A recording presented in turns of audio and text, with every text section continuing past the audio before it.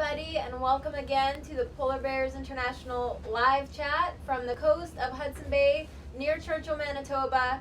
We are surrounded by polar bears again. We have one just behind us sleeping on the other side of the willow bush over there. He and his buddy were sparring yesterday and a little bit this morning, and I think he's a little bit tired out right now, but we'll keep an eye on him as we chat today. So thank you so much for joining us through explore.org. We've had a really great time out here this week. Polar Bear Week. It's been tons of fun. A lot of exciting things happening. A lot of really great experts with us today. So we're going to touch on a few different subjects today. We're going to kind of do a wrap up of what Polar Bear Week meant. Some cool things that happened that weren't even really directly related to us, but we're really excited about. And then we're going to talk a bit about polar bears, of course, and polar bears around the world. So please let us know if you have any questions. You can put them in the chat window below the screen that you're watching. And thanks for joining us again. So first, I guess we should, for those of you that haven't joined in yet or maybe need a reminder, let's introduce our excellent panelists. So maybe Andy, could you start us off? Sure. I'm Andy DeRoche. I'm a professor of biological sciences at the University of Alberta, based in Edmonton, Canada. I'm a volunteer scientific advisor with Polar Bears International, and I've been studying polar bears around the circumpolar north for about 30 years now. I did my graduate degrees on studying polar bears. I actually started working in this population 30 years ago, and worked for the Norwegian government as a research scientist on polar bears in the Svalbard area for 7 years before I joined the University of Alberta and continue studying polar bears around the world. Great, thank you. Kassie? Hi everybody, I'm Kassie Siegel and I'm an environmental lawyer and I run the Center for Biological Diversity's Climate Law Institute and look for law and policy ways to solve the climate crisis. Great to be with you. Thanks, Kassie. And Don? Hi everybody, I'm Don Moore. I'm a senior scientist for Smithsonian's National Zoo and the Association of Zoos and Aquariums.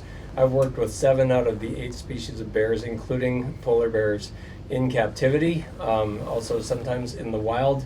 And I work on zoo and aquarium policy and accreditation programs and outreach like this. Great. Well, thank you guys, and thanks for joining us today, our viewers.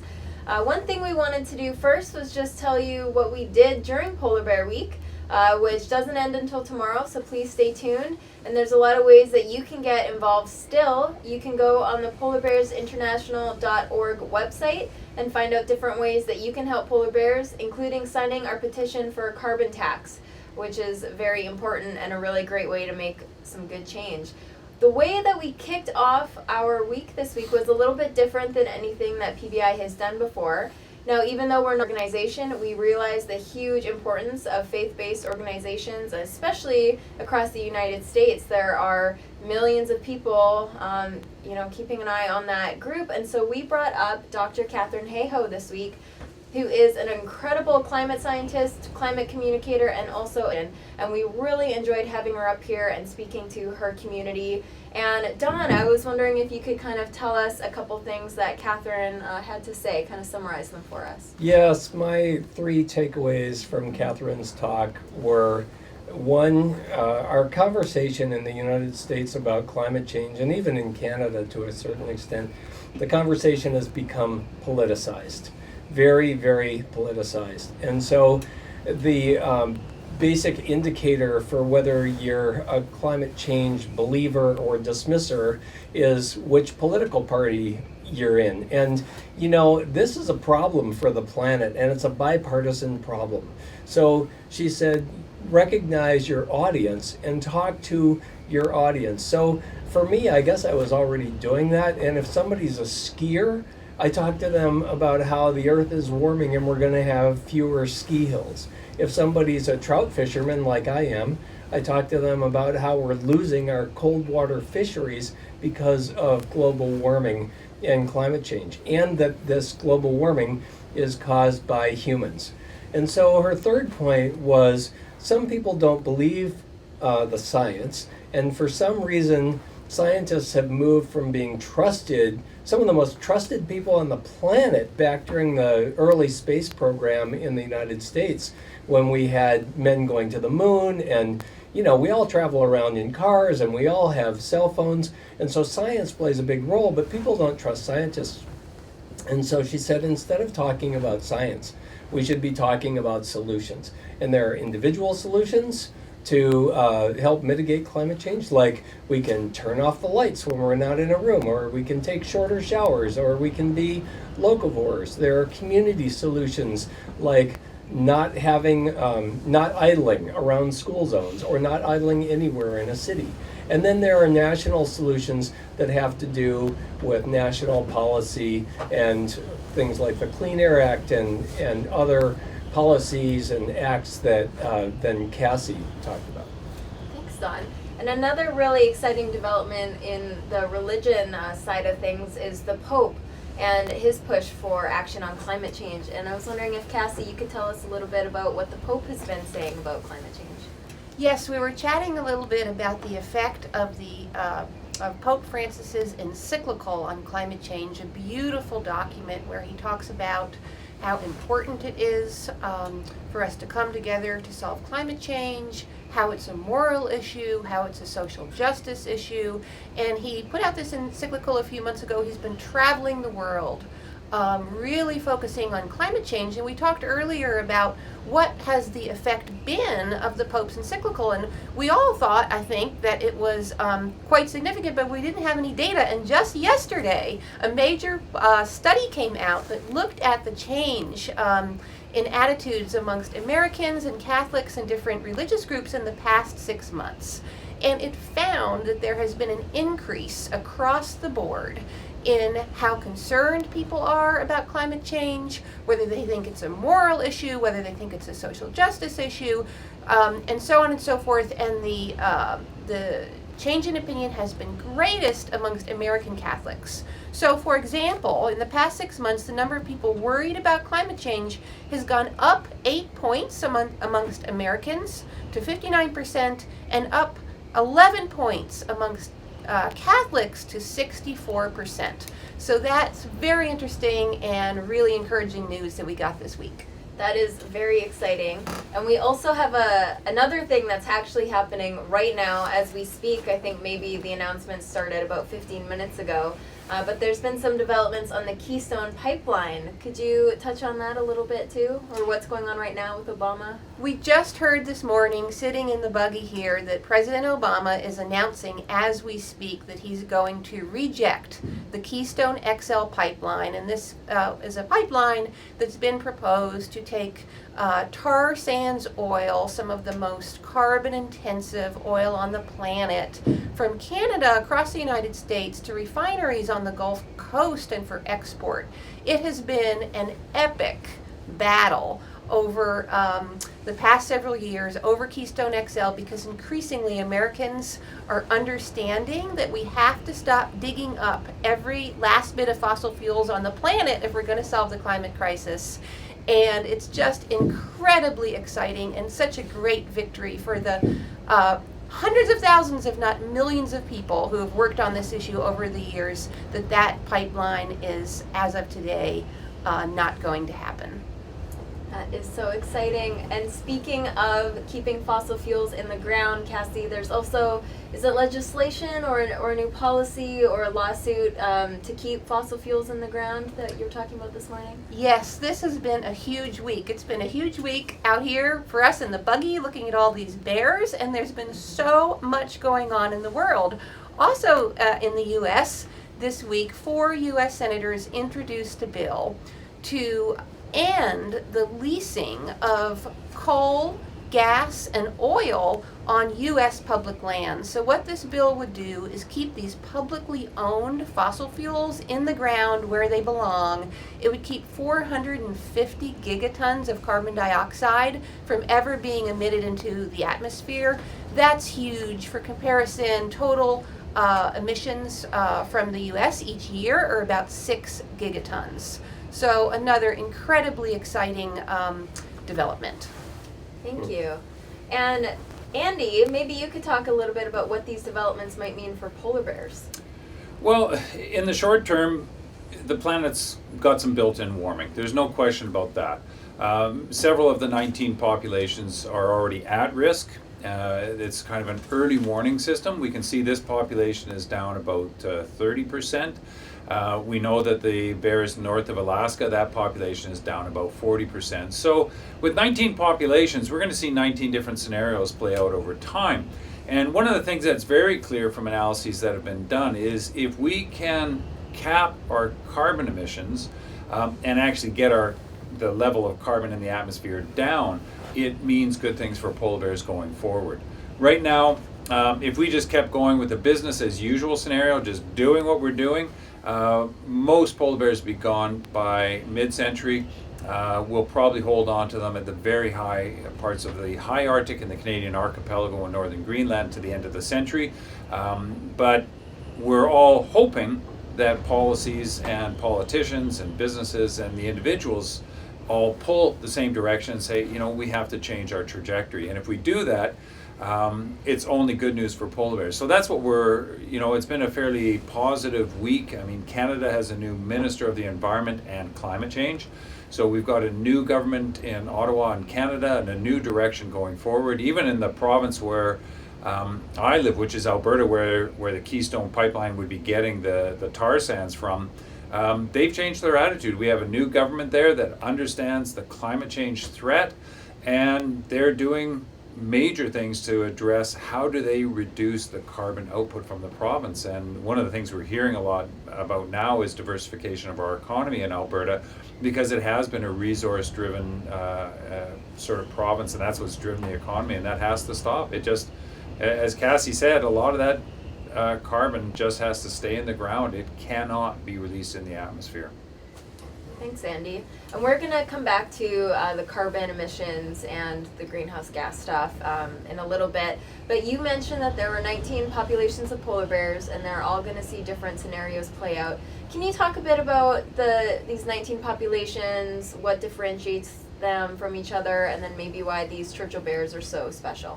Well, sure. One of the first things you have to remember is that polar bears have a huge latitudinal range. So we're actually in sort of one of the more southern populations here, but you can actually go quite a bit further south from where we are, down into the James Bay area, and you'll find polar bears. And those bears are actually, if you draw a line, they actually go as far south as London, England. So we have polar bears really far south. Of course, it's Arctic and it's cold there. It's a continental climate. They're inland, and it's incredibly cold. So it's appropriate for seals that live there that the bears rely on.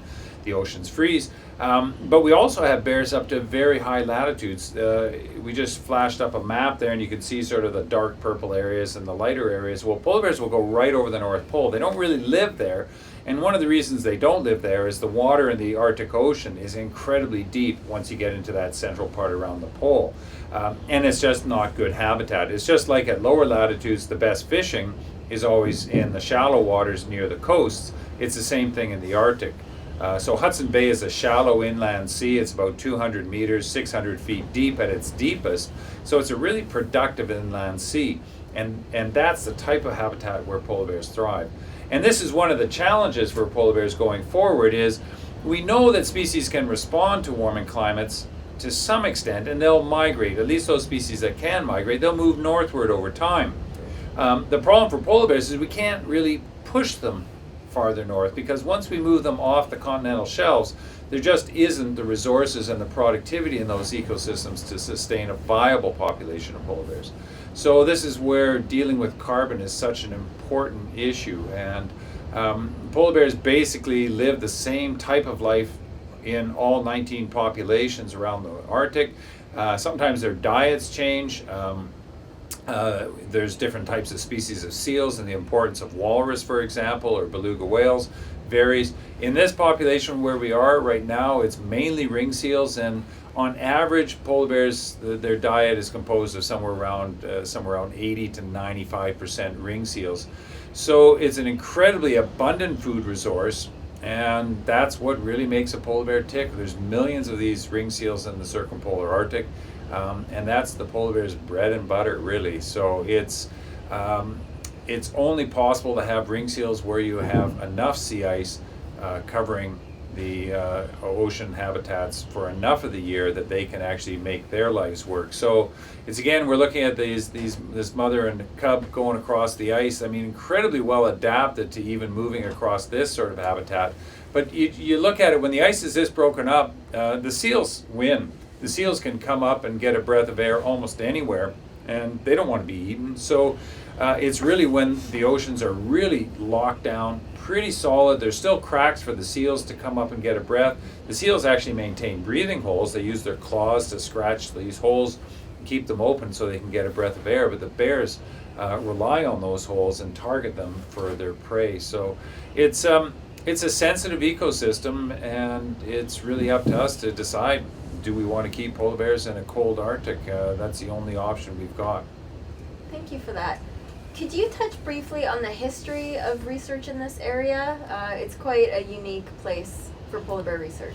Sure. The research actually started here in earnest sort of around 1970. There wasn't much going on prior to that. Before that time, polar bears were just kind of seen as a problem species in this area. So we had a military base here. A lot of bears, any bear that came near town was shot. We know that there was a pretty steady stream of polar bear hides leaving this part of the world with personnel that were stationed here. So you talk to some of the soldiers that were here, and polar bears were uncommon around Churchill. And that was a pretty common story around the circumpolar Arctic. We had really intensive harvests that knocked down the populations. We think it took somewhere around 20 to 30 years to sort of recover the bears in this area, and that actually was fomented by the International Agreement on the Conservation of Polar Bears that was signed in 1973 with the 5 Arctic nations. And at that time, there were changes brought into effect that controlled how many bears could be hunted, and we moved into a more modern era. And that was actually what kick-started research on polar bears, because in that agreement, it stated that each nation, so that would be the USA with polar bears in Alaska, Canada, Greenland, or Denmark at the time was the controlling government there, Norway and Russia. Those are the 5 countries that have polar bears, signed this agreement, but they have to maintain a national research program on polar bears. So the early 1970s is when things really started here, and it was run largely by Environment Canada. There were 2 scientists that really kick-started this. It was Dr. Chuck Jonkel and Dr. Ian Sterling. Ian Sterling is still quite active in polar bear research. He's retired now. And Ian really stayed with polar bears for the last 40 plus years, and we sort of see him as the godfather of polar bear research in the Arctic. He worked a lot in the Churchill population. The ongoing monitoring here is now run largely by Dr. Nick Lunn, who is still with Environment Canada. He's a research scientist. And there's an annual program here of studying this population to try to get information on the status, like how many bears there are, what sort of body condition do they have, what are their survival rates, what are their reproductive rates. And this population, as I mentioned earlier, has seen about a 30% decline in the core monitoring area. So between the Churchill and Nelson River is the main denning area, so straight south of us. None of the bears we see around here are pregnant. All the pregnant females are well inland from us, probably curled up either in an earth den right now in the banks of the creeks and lakes and peat moss. They'll eventually move into a snow den. So it's basically trying to get a handle on what the status of this population is like and how they're doing. And it's been a really interesting year because we saw one of the fattest big males that I've ever seen in this population. And he was just huge. I mean, you could just see the fat rolling on him. And a bear like that could go for another 2 or 3 months without ever eating anything. But right after we saw that bear, another male came walking by, and it was clear his hip bones were starting to come through. He didn't look really old, so it's not a bear that's in declining sort of years. It just looked like he didn't get as lucky as the other bear or wasn't as skilled a hunter. And that's what we see in these populations. And that's why, as scientists, we look at sample sizes. You know, if you just had one bear or a few bears, you may get a very biased view of the population. After seeing many bears in this area this year, it's clear this population is doing quite well this year. So it's nice, but these Arctic ecosystems are what we call noisy. There's a lot of variation year to year. And this year the bears just seem to be doing a bit better, which is nice to see. But it's just 1 year out of many, and the general trajectory here is downward. And a recent paper that just came out this week in Nature Climate Change shows that this population probably won't have enough ice to sustain any polar bears by about 2050, and by 2100 with the modeling that was done, assuming we don't change anything, this area has no sea ice at all any day of the year by 2100. So it's a choice humans have to make. Do they want polar bears, and do we want to deal with climate change in an orderly manner, or do we want to just keep going and deal with the chaos that will ensue? Thanks for that, Andy. Science is so important, and especially these long-term data sets really help us understand what's going on around us. And there's a lot of different ways we can ask these important questions. By studying wild polar bears for many decades, we are able to see trends. Another way that we can learn about polar bears is by some really great zoo research programs. And Dr. Don, I was wondering if you could tell our viewers a little bit about the importance of polar bear research and also bear care, which is a really interesting subject that Don knows a lot about. Right. Well, we started these webcasts by talking about bears in captivity and polar bear care and stereotypies in polar bears, and these webcasts have totally morphed into a conversation about climate change, which is kind of concerning. Bear care is still very, very important, and climate change just is more important. But we need to have excellence in animal care in zoos and aquariums if we want to keep big complex animals like bears and tigers and other complex animals in zoos and aquariums. There are assurance populations, genetic assurance populations for the rest of the global population of polar bears. And what that means is if something goes extinct, a species goes extinct in the wild and we still have it in captivity, then maybe we can produce those animals and reintroduce them back into the wild, like we have with California condor and black-footed ferret and red wolf.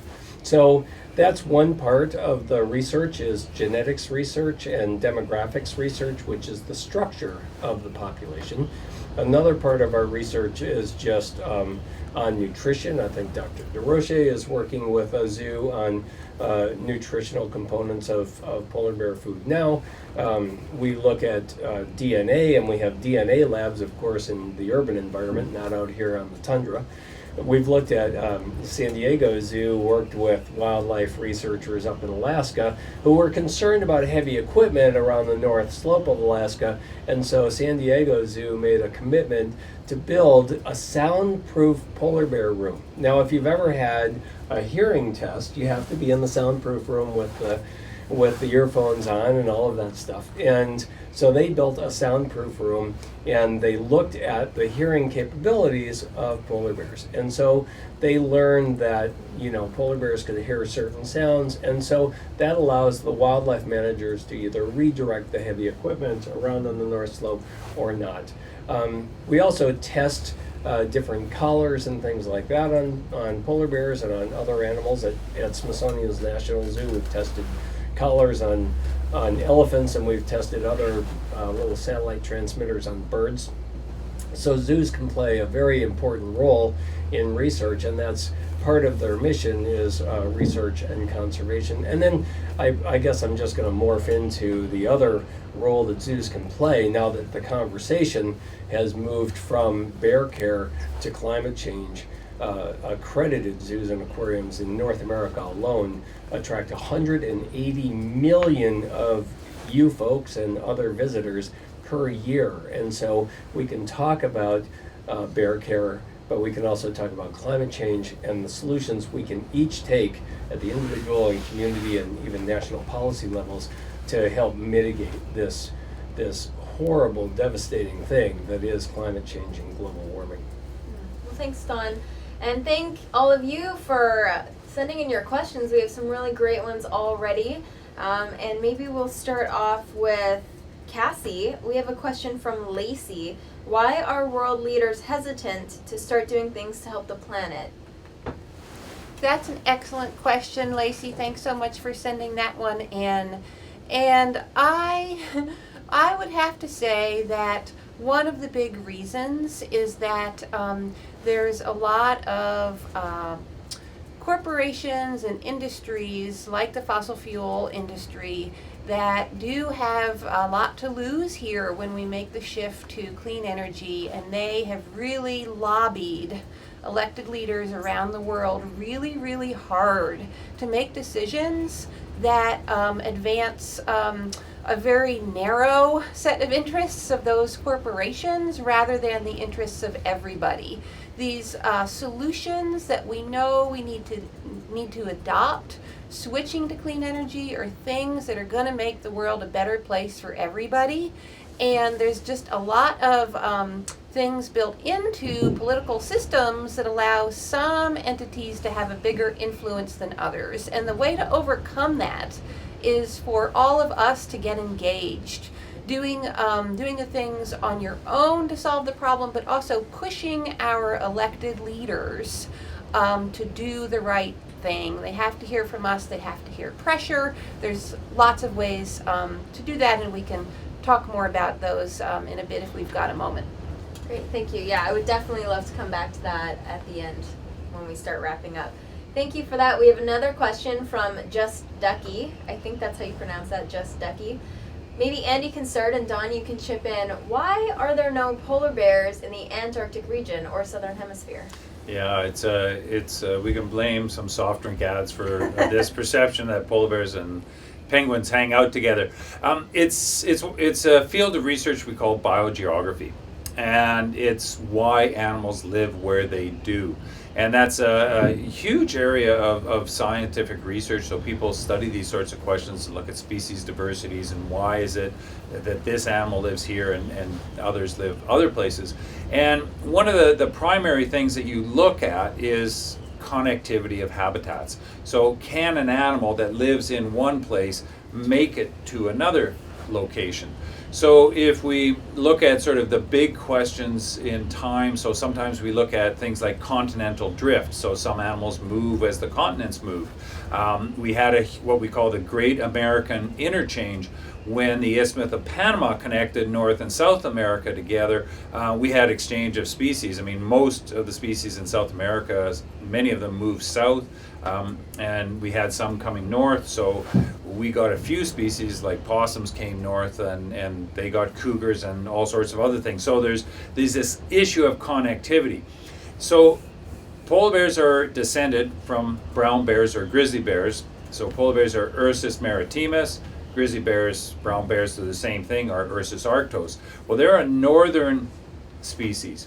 And because polar bears evolved from a northern species, they basically exploited the northern habitats, and they evolved to adapt and live out on the sea ice and take advantage of a very rich food resource, these ring seals that live there.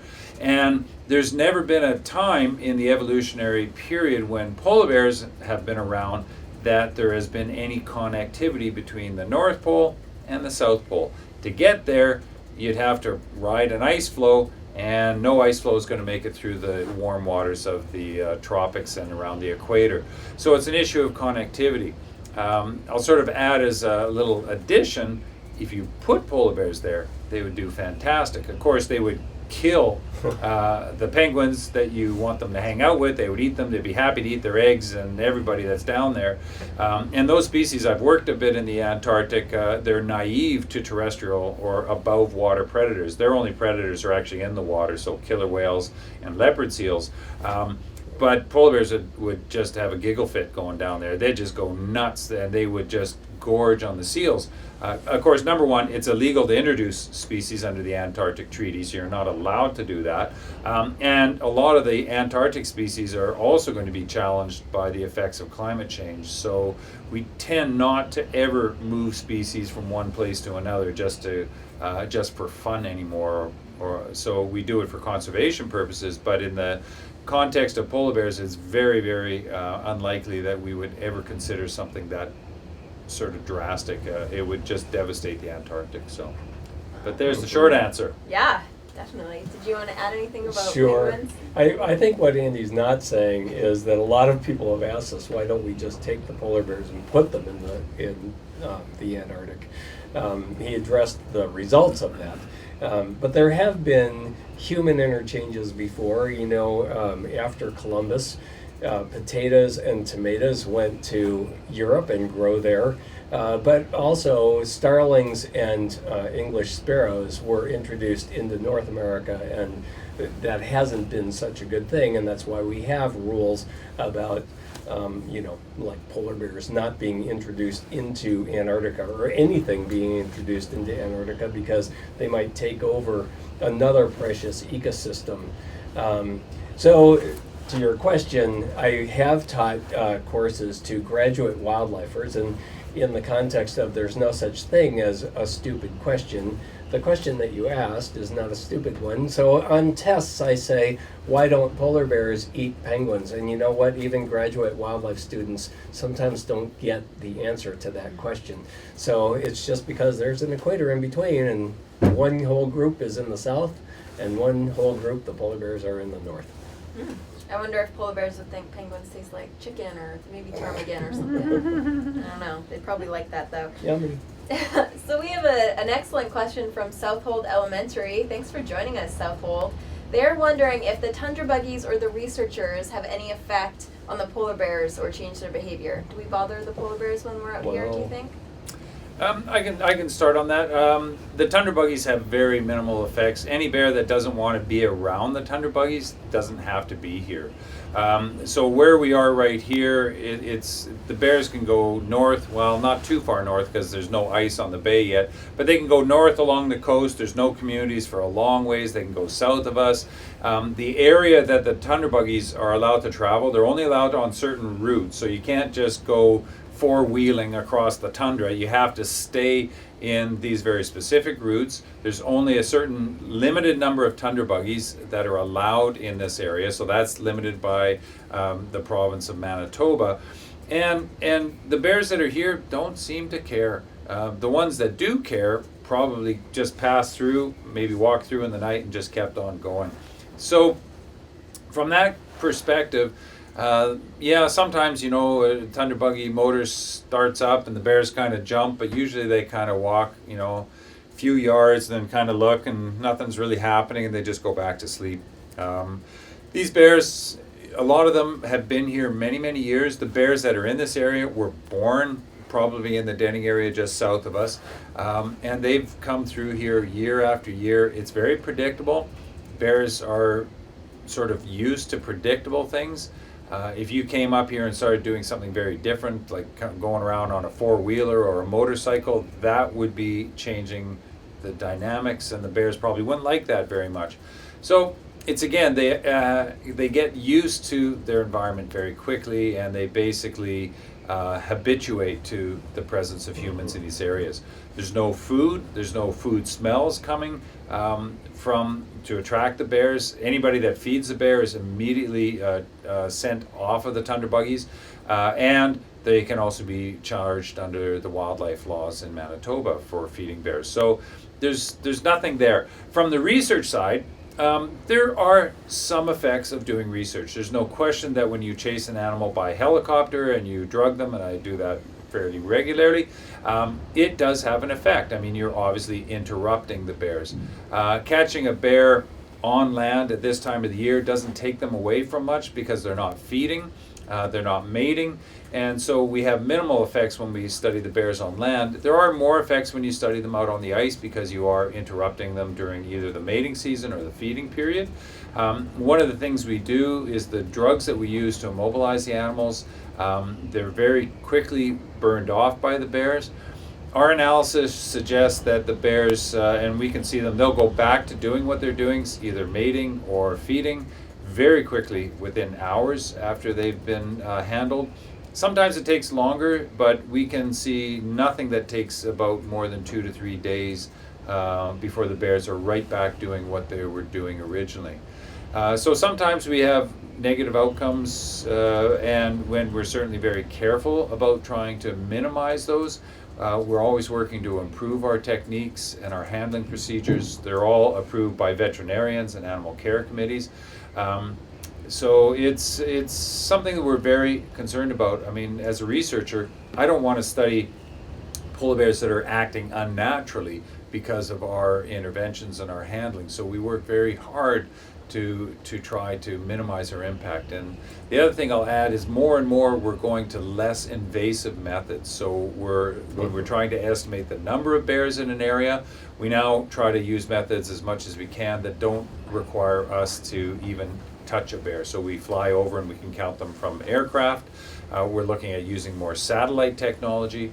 But at the same time, one of the reasons that polar bears are so front and center on the climate change sort of scene globally, it's because we have very, very solid scientific information about this species. So again, it depends on your personal ethics as well as to whether or not you think that's appropriate. Don, did you want to add to that?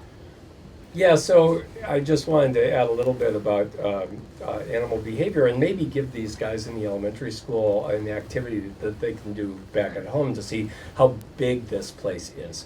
So a little bit about animal behavior. Think about the animals around your home, whether those are deer or black bear or maybe coyotes or other animals, even domestic dogs if they happen to get loose.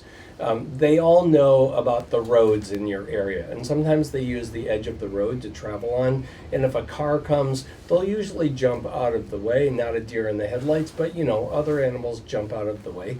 And so these bears are using some of the roads that we're on, but they're also using the lakes around here, and they know because of where the Tundra buggies go and the Tundra buggy tracks, that the Tundra buggies stay on those roads. So that's why they can habituate to these buggies or get used to these buggies being around.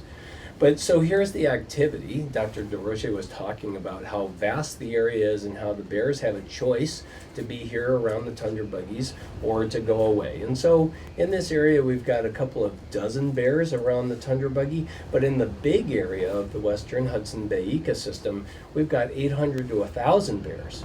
And so here's your activity. If you look at the map and draw kind of an area from the town of Churchill all the way down the bay to the border between the province of Manitoba and the province of Ontario, and then go inland just about as much as, say, the width of Wapusk National Park, which is kind of where we are, right here on the shores of Hudson's Bay.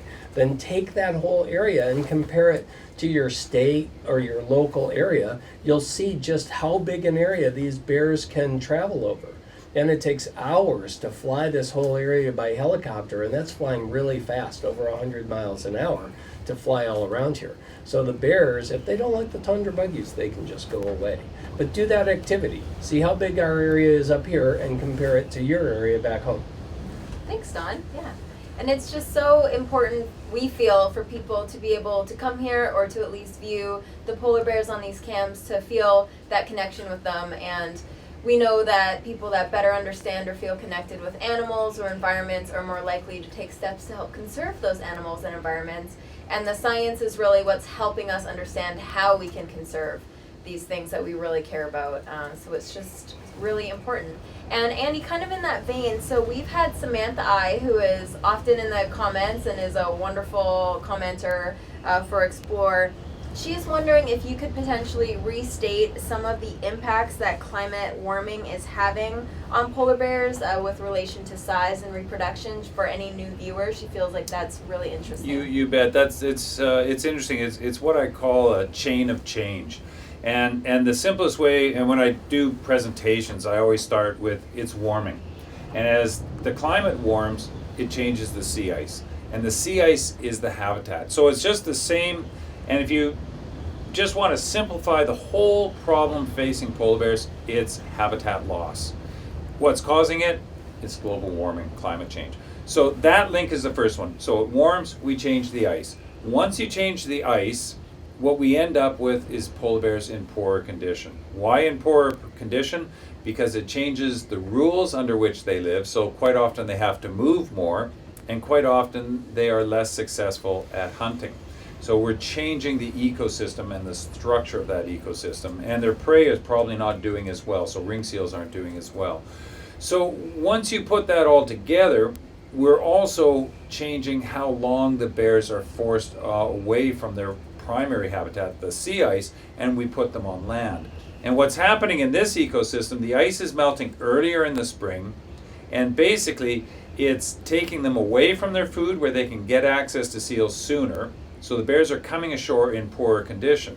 But the problem is, on the other end, the ice is not freezing as early as well. So one of the things we used to see when I first started coming up here 30 years ago, there would already been ice in the bay, and the bears within a few days would have been gone. Right now, there's no ice in the Hudson Bay system near us right now, so the bears can't leave. So what we're doing is we're now saying, come ashore skinnier and stay longer and use up that stored fat reserves.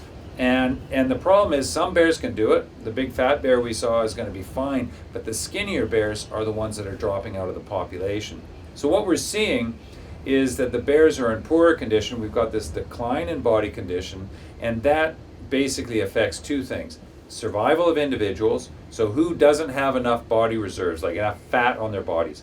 It's the young bears, the cubs, the yearlings, the subadults, and the really old bears. So we see an increase in the death rate or mortality of those bears.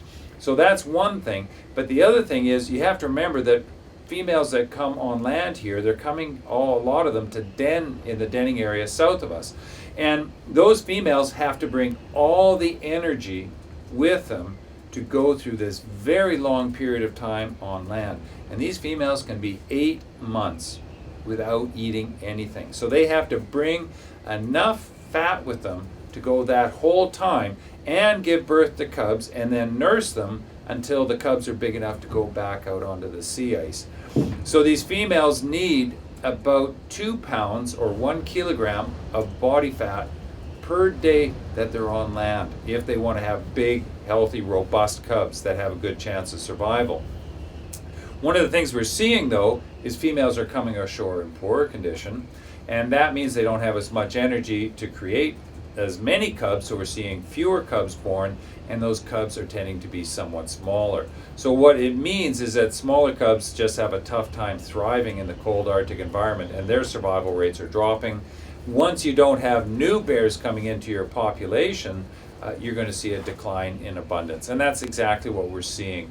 And that sort of chain of change is something that we see occurring at different rates in these different 19 populations. The population that's actually further south of us has shown some loss in body condition or weight, but we've not seen a decline in abundance yet, but we think it's coming. So it's again, different populations will respond differently in time. Don, did you want to add to that? Yeah, I'd like to just talk about the world in general, because the polar bear is only one species of all the species in the world that are threatened by global warming and climate change. So an example from my own backyard is that trout in the streams of Maryland used to be able to live there year-round, and now the Maryland Natural Resources Department has to put stock trout in the spring and in the fall, and the trout don't survive in the summertime because the water has warmed up significantly enough that trout just don't make it through most summers. We've got coral bleaching, and that's because coral symbiotic organisms can't survive the small increases in temperature that have already happened. So we're concerned about the world's coral reefs. And then the other one that I guess I use as an example is there was a toad down in Costa Rica in kind of the cloud forest, and the last time that animal was seen was back in the 1980s, and so that was an early indicator of climate change and global warming then. There are winners in global warming and there are losers. Some animals are going to expand their ranges and some animals are going to go extinct. But I guess my point is, let's not just focus on on polar bears back home. We're focused on polar bears right now because of where we are, but the polar bear is one of many species that are being affected by climate change, and we care a lot about polar bears, so we're talking about polar bears, but there are other things, that thousands of things around the world that you back home should be concerned about as well. Thanks for that, Don. Yeah. I think we have time for one more question before we need to start wrapping up here. And it's a pretty interesting question that I don't think we've been asked this season before. So Yolanda is asking, will the Fukushima nuclear disaster have any effect in the near future for bears or other Arctic wildlife? Does anyone know about that? Well, I yes and no. It's kind of, you could take sort of a convoluted route around this, but one of the problems with the Fukushima disaster was that it probably pushed Japan to look more for energy from fossil fuels. And that means that there's more carbon dioxide released into the atmosphere. So there's kind of an indirect effect. And if you look at the impacts of carbon emissions from uranium or fossil or radionuclides, it's less damaging. So it is a technology that doesn't pollute as much. Kassie can maybe talk more about alternative fuels and basically solar, wind, tide that might, and hydroelectric, that will do a lot less damage to the environment. So there's that aspect. But the other thing is that the material that's released in a spill like that is incredibly persistent, and it does stay in the ecosystem. So it is picked up, and we can measure these radionuclides, the material that was released, for example, in the Russian Arctic when they were doing nuclear blasts, and they actually exploded bombs on Novaya Zemlya, which is an island that's right in polar bear habitat. And we know that some of the bears there were, well, probably killed by these blasts and certainly the radioactive material, but that was a long time ago. We don't have the same sorts of things. That was sort of more during the Cold War era. But we are concerned that that type of material gets into wildlife, and because polar bears are at the top of the food web, if it gets into the Arctic, it will show up in polar bears. So part of my research program, we do explore different types of human pollutants, and one of the things you can be sure of is if humans have made it, if it persists, it will eventually end up in the Arctic, and it will end up in polar bears. And our conservative estimate is that there's somewhere between 400 and 800 different chemicals made by humans that show up in polar bears. We're not sure what the effects of these are. We know they're not good. I mean, I think it would be a naive assumption that putting 800 chemicals into an animal would be somehow good for them. But we do have clear indications that a lot of these chemicals are not good. And certainly the radioactive materials are things that we're very concerned about, and going forward we don't want to see that material in the environment, but it's again, we're less concerned about carbon dioxide and burning coal and fossil fuels because we can't see it, and we're not as trained to be scared of those carbon pollutants. And I would say we're finally getting people to understand that what comes out of the tailpipe of your car is every bit or more dangerous than what came out of the Fukushima, although that was a massive disaster. We could be facing much worse things if we don't deal with climate change as an issue, and that's a fossil fuel issue. But Kassie, did you have anything to add? It's a very interesting question, and I would add that what we've learned from recent research, including path-breaking research from Stanford scientist Mark Jacobson, is that truly clean renewable energy like wind and solar, they are actually far cheaper and faster to deploy than nuclear, and they avoid the safety issues, the contamination issues, the proliferation issues, the uranium mining problems, and all the other problems that come with nuclear power. We have also faced the argument in California, where I live, when nuclear plants have been shut down for safety issues, that we would have to replace that power with fossil generation, so new gas plants or new coal plants. And what we found is that didn't turn out to be true. We actually turned off those nuclear plants and got all those safety benefits, and replaced the energy with energy conservation and with the growth in our renewables in California.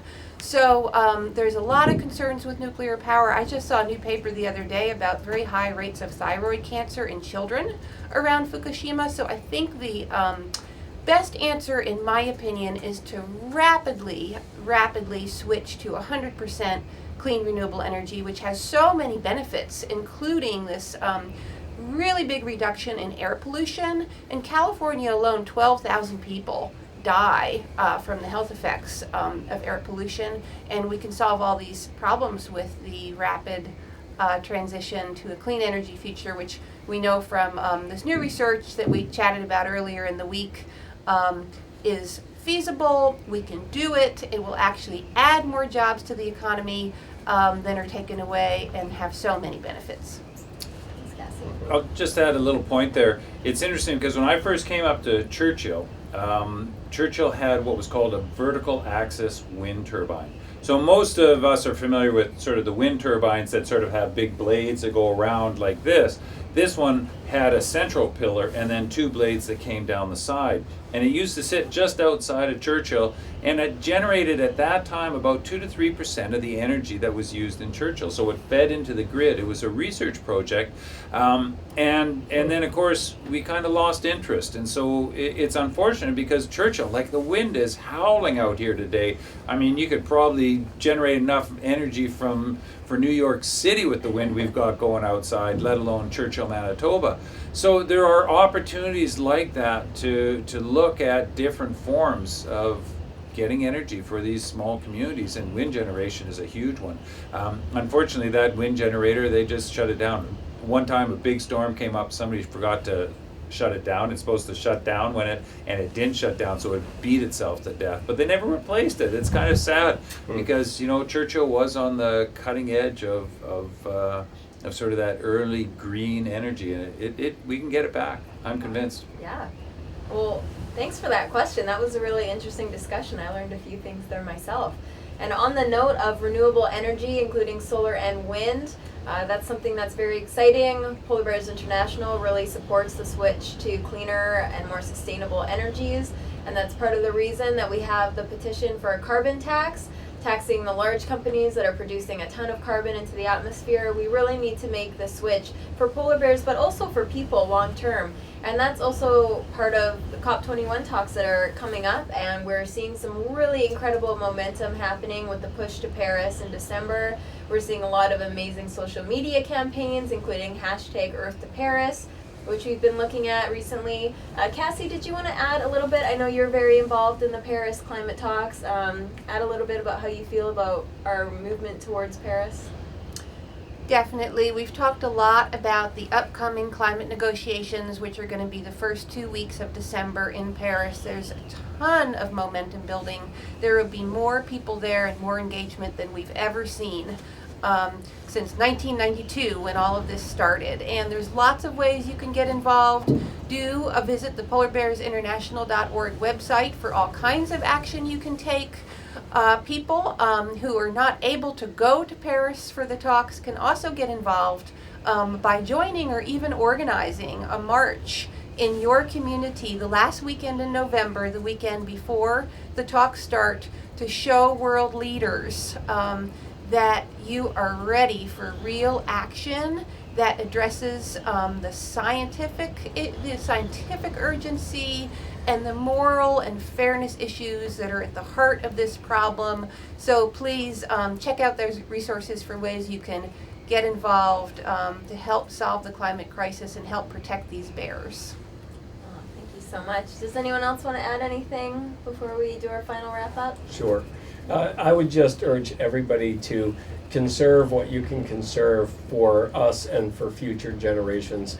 And if you run out of ideas, visit your local accredited zoo or aquarium. They've got great green programs, and those are on an individual level, community level, and national level. See what they're doing, see what they suggest that you do in your local community, and just reduce your carbon footprint for now and forever. Great, thank you. Well, thanks everybody. Thank you so much to our panelists for joining us. We were super lucky to have you guys up here this week for Polar Bear Week. Thanks, everyone. Remember, Polar Bear Week doesn't end until tomorrow, and polar bears never end. We're going to keep watching them for weeks out here. We're going to keep talking about them.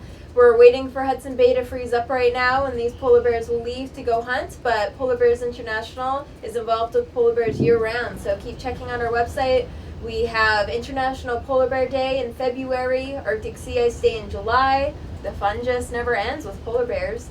And please keep joining us today. Midday, we have an ABC special with Dr. Andy DeRoche and also BJ Kirchhoffer, who's been our producer today, sitting just behind the camera. They'll both be talking online and on the live chat. And then at 5 p.m. Central Time, everyone is very excited to talk to Haley Shepard, our beluga boat captain last summer and a current polar bear guide. She's out here right now with her group, trundling along the tundra looking for these polar bears, and she's really looking forward to popping in to say hi to everyone and answer some questions. So that's at 5 p.m. Central this evening. We're going to try to scoop her just before dinner starts. And well, thanks everyone. I'm Alysa with PBI. And keep in touch. We'll be in the comment section all day. We love talking to you guys. Thanks to explore.org, Parks Canada, Frontiers North Adventures, who lends us this Tundra Buggy 1, which we are very happy to be on. And also the Churchill Northern Study Center, which Andy talked a little bit about today. And they also are home to that very cool Northern Lights cam. And our little gyrfalcon friend who's been perching on there off and on, and we're enjoying watching him out here. We see him usually about once a day, so keep an eye out for him too. Let us know if you see our gyrfalcon friend, and we're going to hope that this polar bear behind us here maybe gets back into some sparring action or something. But yeah, we'll stay in touch. Thank you for joining, everyone. Bye. Thanks, See you everybody. later. Bye for now.